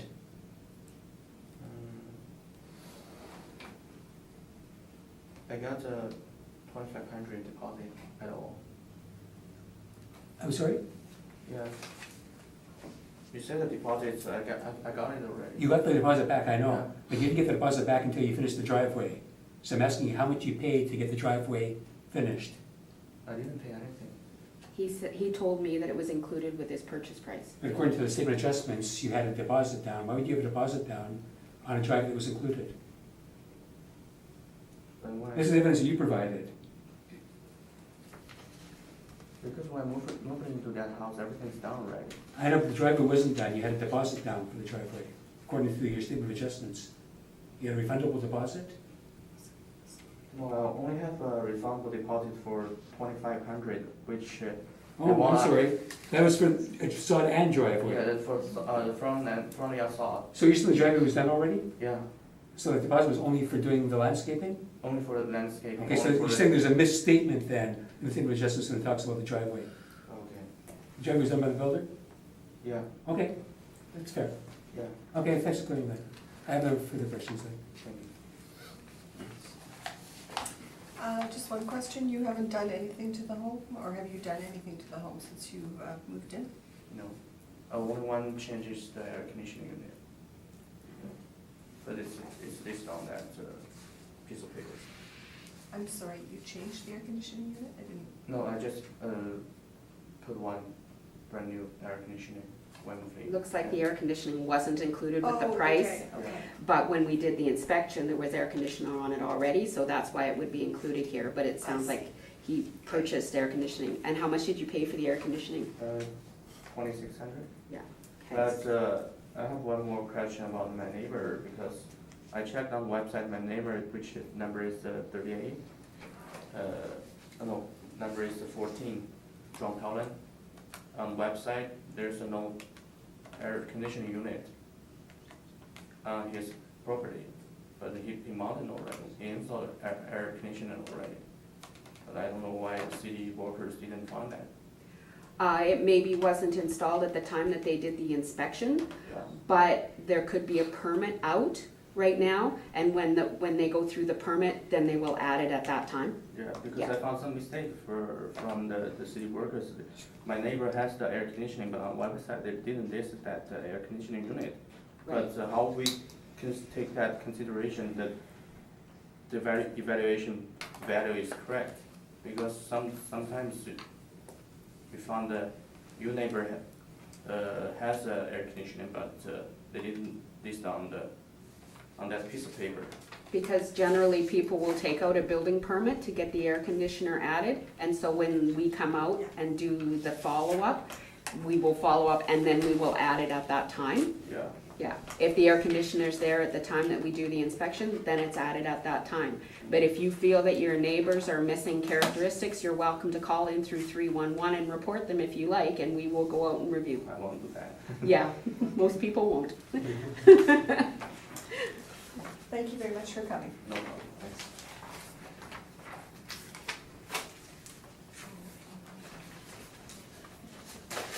Yeah, yeah. Yeah.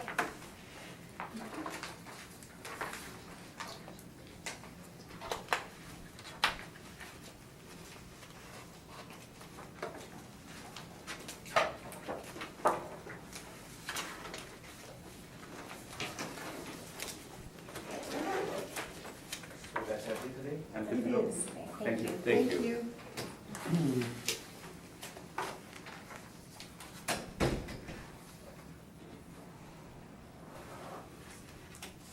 Can you just quickly go through the recommendations? Yep, that sounds good. Okay. Okay, so you would like me to read the parcel ID, the original amount, the changed amount? And why? Okay, Is it? perfect. Okay, and the first two, there's one for 17 and 18, so there's two reference periods, so I'll have to read two for both of the first sets. Okay? Subject property is 0100960163 7 Peregrine Point. This is the 2017 assessment based on the April 1st, 2000 market value. The recommendation is to reduce the 2017 assessment from $667,000 to $525,000 to reflect the April 1st, 2014 market value. Recommendation was accepted by Alana Littman on June 29th, 2018 by phone. Okay. Same property, 7 Peregrine Point. This is for the 2018 assessment based on the April 1st, 2016 market value.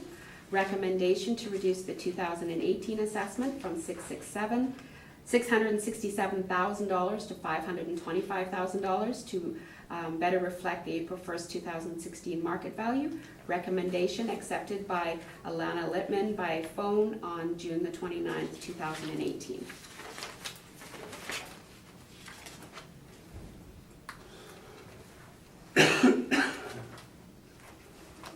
Okay. Subject property is parcel ID 01009601004526 Vesper Court. This is for the 2017 assessment with the April 1st, 2014 market value. Recommendation to reduce the 2017 assessment from $499,000 to $459,000 to better reflect the April 1st, 2014 market value. Recommendation accepted by Fabiana Powalski by phone on June 28th of 2018. Same subject property, 26 Vesper Court, for the 2018 assessment, April 1st, 2016 market value. Recommendation to reduce the 2018 assessment from $513,000 to $459,000 to better reflect the April 1st, 2016 market value. Recommendation accepted by Fabiana Polvoski by phone on June the 28th, 2018.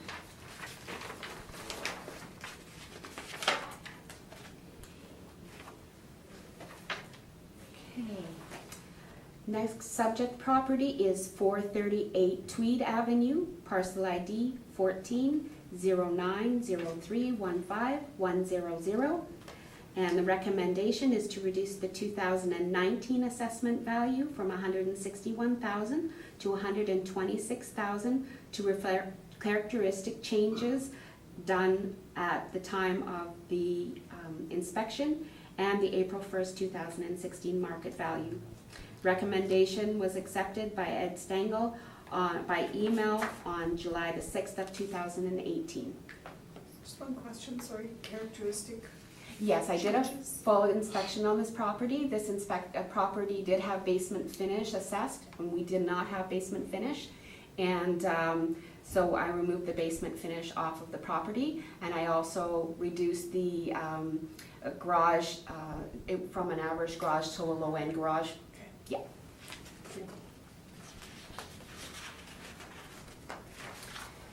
Okay, next subject property is 600 Grassy Boulevard, which is 0400477700.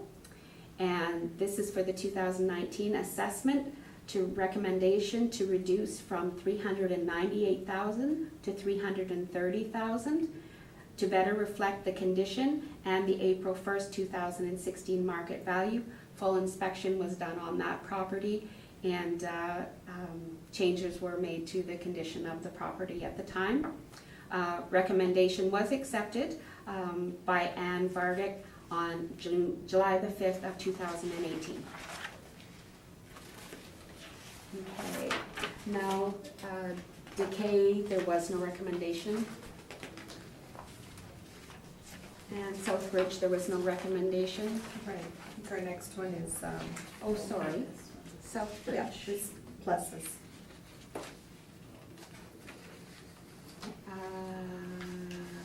Oh, It's the one yes. prior. Can you put it forth and see what it is? Yeah.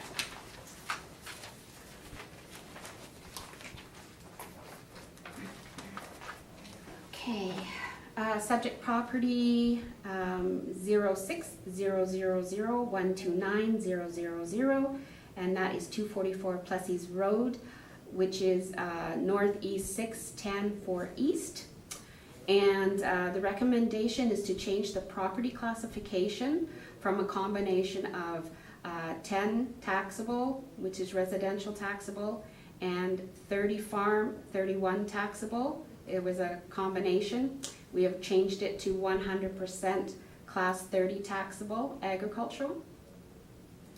And there's also a recommendation to reduce the 2019 assessment value from $301,000 to $161,000. The recommendation was accepted by Mr. Burks today. And then Southbridge, correct? Yep. Southbridge. 87. Okay. Yeah, so subject property is 87 Southbridge Drive, parcel ID 060046900600, and recommendation to reduce the 2019 assessment value from $706,000 to $620,000 to better reflect the April 1st, 2016 market value. The recommendation was accepted by Melanie McIntyre by phone on June the 26th of 2018.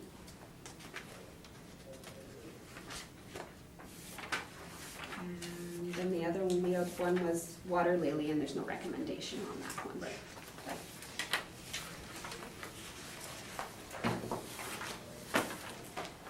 Do you have all the information you need for that farm one? I know that think sometimes, so. okay, yeah. Based on the fact that he's accepted.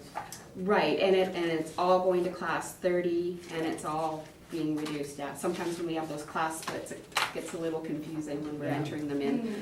Okay. Perfect.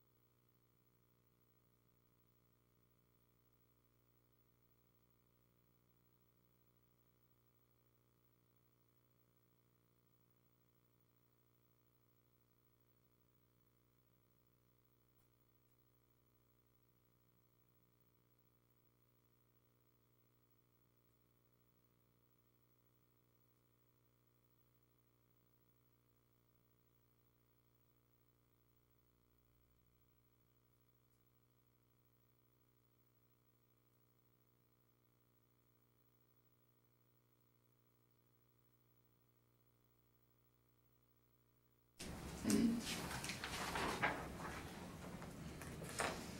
morning, I'd like to call this meeting to order, and I would like to begin by acknowledging that we are in Treaty 1 territory and the traditional homeland of the Métis Nation. My name is Carrie Linklater, and I'm your chairperson today. And on the panel, I am joined to my immediate left, Mr. Harvey Diamond, and my far left, Mr. Jeff Peich. Our city assessor today is Arca, and our city administrator is Kara Belshaw. We will be hearing applications for revision of the assessment rule in accordance with the Municipal Assessment Act. The matters for which revision is requested have been described in each application. We will limit discussion to those matters. The statements that applicants or the assessor make at this hearing are sworn testimony, and anyone speaking to the matters must be sworn in. Be advised that comparisons of assessments of properties are not considered evidence of market value by the board. The board is appointed annually by City Council and is independent of it and the city administration. It makes its decisions on the basis of the evidence provided at this hearing and issues a written order that will be mailed to all parties as soon as possible. Please note that the board's decisions with respect to an application may be appealed to the Manitoba Municipal Board if the matter pertains to assessed value or classification, or to the Court of Queen's Bench if the matter pertains to the application of exemptions from taxation. Should you wish to appeal, information on how to do so will be included with your board order. With respect to the hearing process, I will confirm the matters to be addressed with each applicant following the swearing in. We will then have the assessor's testimony followed by questions that the applicant may have, then the applicant's testimony followed by questions. Each side will have an opportunity to summarize if they wish. Once all the evidence about an application has been brought forward, the applicant may leave. The process will repeat for each item on the docket today. The session will close after all the applications have been heard, and the board will deliberate in private and make its decisions. You will receive the order by registered mail as soon as possible. As information, all public hearings are live streamed, recorded, and will be part of the public record.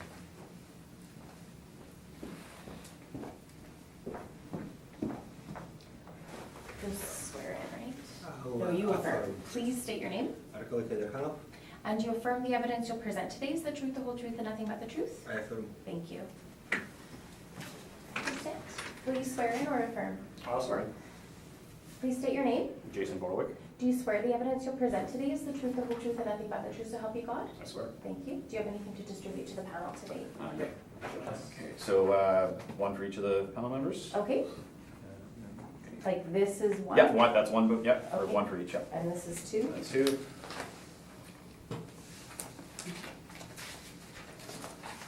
And do you have a set for the assessor as well? Yeah. I'll do that.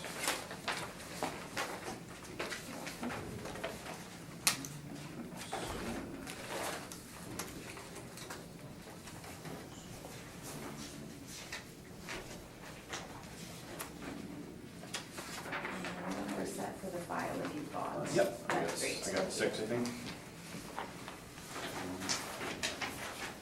That's for the file. Okay, perfect. Thank you so much.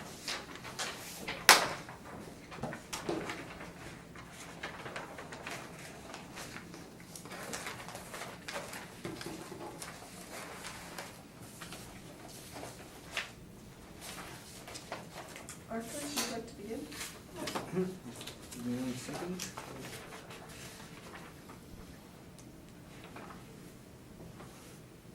Alright, so subject property with a parcel ID 07 32 16 16 000 with the street address at 58 Carberry Crescent, located in the Crestview neighborhood. It is a one-story single dwelling with 1968 year build and 1985 effective age. It's a 1,158 square foot house with a full basement and the basement finish.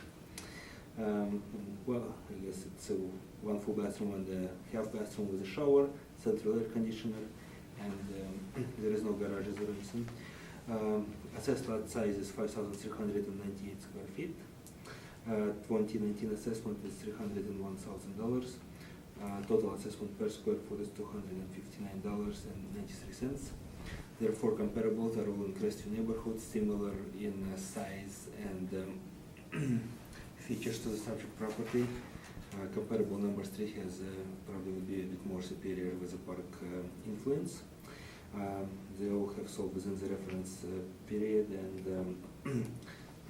price range, time adjusted price range from $299,600 to $317,400. On the time adjusted price per square foot would range from $253.85 to $305.19. Okay, that's all I have. Thank you. Thank you. Do you have any questions of the assessor on the evidence he's just presented? No, that makes sense to me. Mr. Wright? Mr. Wright? Okay, you indicated that your comparable number 3 is an outlier, which I think I agree with. So your others are all, I think, good comparables? Yes. And I know that they're close, but this property is slightly higher per square foot assessment than your comparables, like maybe about a $4 average per foot. Yeah, I see it. Yeah.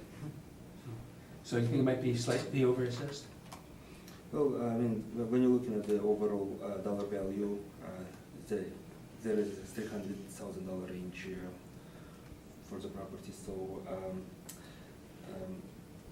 subject property, to my understanding, also does have some updates and renovations to it. So, but given that, I mean, there could be a leniency that it could be on the higher end of the assessment, but I do believe that it is fall within the range. Okay, thank you. Do you have a chance to inspect this property? No, I did not have a chance to inspect it. Sir, if you'd like to give us your presentation. So I understand that you can't compare it to other tax assessments in the area. So that was going to be part of my presentation, but that I guess I'll have to be thrown away. The tax year in question, 2016, we actually listed our house for sale. We had it on the market for 66 days. You're asking questions right now. Oh, sorry. Oh, I'm sorry. This is presentation. Oh, you make your presentation? Yeah, I thought you Oh, I'm sorry. You know what, I apologize to you, please go ahead. Hey, no, that's fine. No, I didn't have any questions. What you said I'm sorry, you makes sense to me. No, that's fine.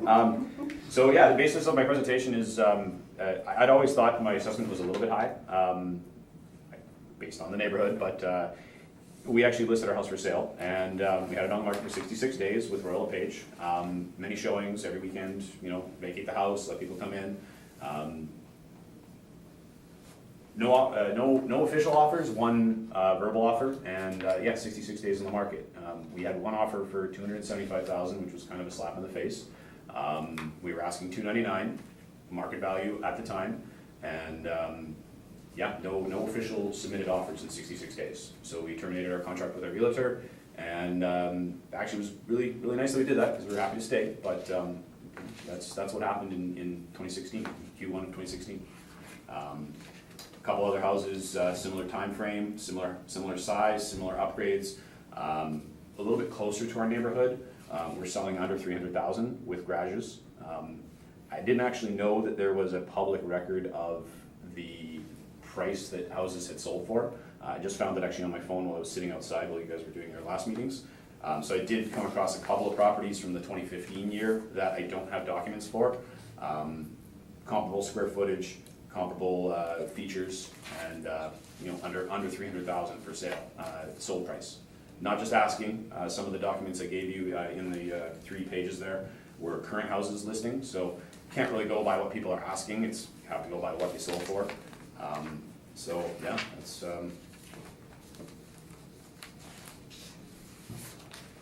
Just gonna quickly read my notes here, see if there's anything else. And of course, in trying to research my own house that was for sale, my realtor didn't respond to any of my emails, but you get scrubbed from the internet if your house doesn't sell. So to try and find that, I was surprised that the assessor found my document here. I guess it's on the internal listing, but yeah, it's interesting to see that my place, with the upgrades that it had, the market felt that it wasn't worth what I was asking for it. And that was, like I said, 2016. Okay, thank you. You're welcome. Arca, questions? I guess no, I don't have any questions. So just to be clear, the 2 properties you've submitted here is evidence 7 Kirby, 198 Thompson. There are no sales That's current, This is current the houses for, yeah, those are Oh. listings, yes, those are listings. Like I said, I only just become aware that the sale prices of previous homes were available publicly. My realtor had told me at the time that it was proprietary knowledge if you're part of the real estate board. The assessor actually told me that there was a public record. I'm sure there would have been, in my searches, I didn't find it, but it's called a sales book, not a comparable properties, you know? Right. So, my mistake for not digging a little deeper on that. And based on the assessor's comparables 1, 2, and 4, would you see an issue with any of those 3 comparables? I don't. Years are similar, square footages are similar.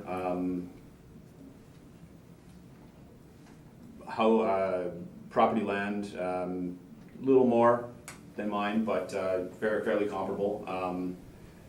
The biggest thing for me, I think, is just the market didn't feel that mine was that high, that valued. Yes, I've got some upgrades, it shows well, but, you know, it's only worth what somebody's willing to pay, you know what I mean? That was my, you know what I mean? You can call it whatever you want, and the one thing that I noticed is when you adjust the sale price and adjust the price per square foot, that's assuming that the market is obviously going up, you know, things do increase over time, of course, but it's just, the way I feel is that the market felt that it wasn't, you know what I mean, it's only worth what somebody's willing to pay. Right, okay, thank you, no other questions. Okay. Yeah, for Mr. Pike should indicated, I noticed that we're removing comparable 3 because I think it's a bit of an outlier. The others seem to be pretty good properties, except that your property's been upgraded because it's got a younger effective age Right. than the comparables. Right. Now, the one thing I would say is that I've got more cosmetic upgrades, things like the roof, the basement wall. You know, there are issues that would add significant value to the house that haven't been done in comparison to some of the other properties. I haven't looked to see those listings, to see all the things that were listed when those were for sale. Right. But I do see what you're saying. They are very, very comparable, but I think that mine are a lot more cosmetic. Like I said, it shows well, which is, I think, a little bit different than functional upgrades, you know, that, in my opinion. Okay, thank you. Yeah. No further questions. So you purchased this home in 2011? Yes, Okay. For a sale price of? 282. Yeah. Okay. And what are all the upgrades you did to it? We haven't done any upgrades to it, just maintained upkeep. We did fix the basement wall. I don't know, we didn't have any issues, but our realtor said that, well, there's this crack here, you should consider fixing it. If somebody sees it, it might you know, spook them. So we had it fixed and repaired. And I don't know what she does on the back end, but that was the only real upgrade that we had done, other than added a security system and things like that. So we didn't change very much from the previous owners. So the way you see it is for more or less exactly the way that we bought it, Okay. just with upkeep. And so then can you just give us an indication of what those upgrades were then, that the previous owners had done? So they Do you have did, hardwoods? yeah, so they put carpet in the living room over top of the hardwoods. They put hardwood laminate in the basement over top of the concrete, and then just paint and trim and that kind of stuff. No exterior modifications, mostly just internal cosmetics. We feel like they made it look pretty to sell, but yeah, it's all, you know, new trim, paint, that kind of stuff, new fixtures, lights, fans, that kind of stuff. So new kitchen, new cabinetry, new countertops? It looks like they were like a kitchen craft, like a do-it-yourself sort of put it together, whatever, not like, you know, granite or anything like that. The appliances were newer, old, but again, in very, very good condition. Stainless, you know, looks nice, but not brand new for the sale of the house, you know what I mean? Most of what they did was very, very cosmetic, with the exception of the kitchen. It was like oak looking, but not real, you know what I mean? It's, how do you call it, you know, the Formica type countertop and, you know, that kind of stuff. So it looks nice, but not expensive upgrades, Right. you know what I mean? And your bathrooms? Bathrooms, so the basement bathroom had a shower installed. Again, new trim, new paint, that kind of stuff. And the upstairs bathroom, I believe they kept the tub and they did like a tile sort of backsplash around the tub and that kind of stuff. And I do believe there is a stone or stone-like countertop in the bathroom. So, Did they upgrade the fixtures in the bathroom? Because with the 1968, I don't know if they did, but the fixtures are new. they're not They're pink. not. No, they're not classic 1970s retro whatnot. But I'm not sure if they had done it, but yeah, they are new. They're replaced from 1970, 1968, whatever it was. And so you've just stated, though, you haven't done anything yourself other than just Upkeep. general upkeep. We redid the gutters. I think nothing major. A little bit of landscaping in the backyard, but that was just for the kids' play structure and that kind of stuff. So nothing major compared to when we bought it. Okay. Thank you. No problem. Leave it with us. Okay.